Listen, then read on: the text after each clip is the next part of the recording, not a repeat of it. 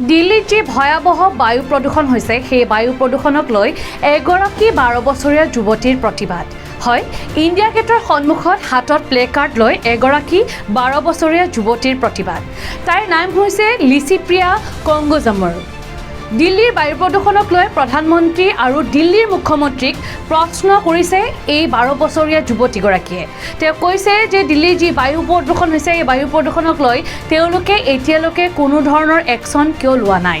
দিল্লীৰ বায়ু প্ৰদূষণৰ ভয়াবহ ৰূপ দেখিও সুধিছে যে আপোনালোকে এতিয়াও কিয় নিমাত হৈ আছে।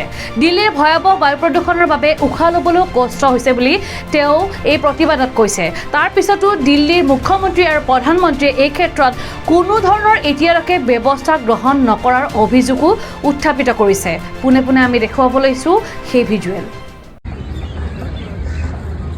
नमस्ते, हमारे प्रधानमंत्री जी नरेंद्र मोदी जी और हमारे दिल्ली के चीफ मिनिस्टर अरविंद केजरीवाल जी।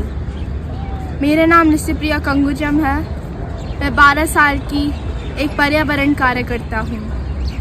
आप मेरे पीछे इंडिया गेट देख सकते हो और आगे मैं राष्ट्रपति भवन। मेरे आगे और पीछे आप मेरे सराउंडिंग्स, आप मेरे इन्वायरमेंट को देख सकते हो। ये फॉग नहीं है। और हमारे सूरज को देखो, क्या हम इसे अच्छे से देख पा रहे हैं? नहीं। और अगर आप ये सब जानते हो, मुझे पता है कि आप ये सब देख सकते हो कि ये कैसा हमारे लिए, हम जैसे स्कूल बच्चों के लिए कितना क्राइसिस बन रहा है, हेल्थ क्राइसिस बन रहा है और ये क्लाइमेट क्राइसिस बन रहा है। आप कुछ भी क्यों नहीं करते हो?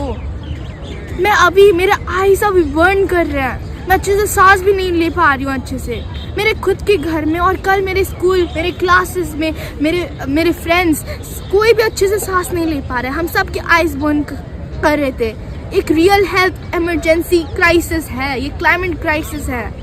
और अगर आप ये सब पता है तो आप ये क्यों कुछ भी नहीं कर रहे हो? आप ऐसे ही साइलेंस क्यों हो? आप ऐसे क्यों ब्लेम करते हो आप दूसरों के ऊपर every years for the last several years? Why? Can't you see this emergency? Can't you see this crisis that we're facing? You want us to die? And if you don't, then we have already given you many permanent solutions for many years. For example, reviving the Arivali forest. क्योंकि अभी आरेवली forest die कर रहा है, वो अभी मर रहा है हम बहुत सारे माइनिंग करने की वजह से। तो हमें उसे रिवाइव करना पड़ेगा क्योंकि हमारे Aravalli forest act as a green wall for Delhi, for हमारे इंडिया के लिए। तो हमें उसे रिवाइव करना पड़ेगा from stopping deforestation, from stopping mining and from doing afforestation. अगर हमें ऐसे एयर पोल्यूशन और दूसरे हेल्थ इमरजेंसी, हेल्थ क्राइसिस, हमारे क्लाइमेट क्राइसिस को स्टॉप करने के लिए we need more bicycle lanes in every roads in India, not only in Delhi। क्योंकि आप देख सकते हो बहुत सारे यूरोपियन कंट्रीज़ में उनकी देखो कि उनका एयर पोल्यूशन लेवल भी बहुत कम है, इंडिया का सबसे हाईएस्ट है क्योंकि उनके पास बहुत सारे बाइसिकल लाइन्स है। आप देख सकते हो एवरी रोड में। और हमारे दिल्ली में बस बहुत कम है, बस कुछ जगह पे ही बाइसिकल लेन्स है।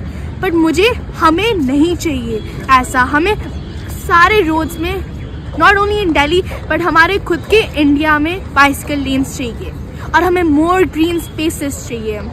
एंड और हमें ना सारे हमारे पेट्रोल और डीजल व्हीकल के और बहुत सारे call power plants, thermal power plants, हमारे पेट्रोल डीजल को लाइक रिन्यूएबल एनर्जीज जैसे क्लीन एनर्जीज, इलेक्ट्रिक व्हीकल्स और ये सब करना है। लाइक हमें जस्ट ट्रांजिशन बनाना चाहिए।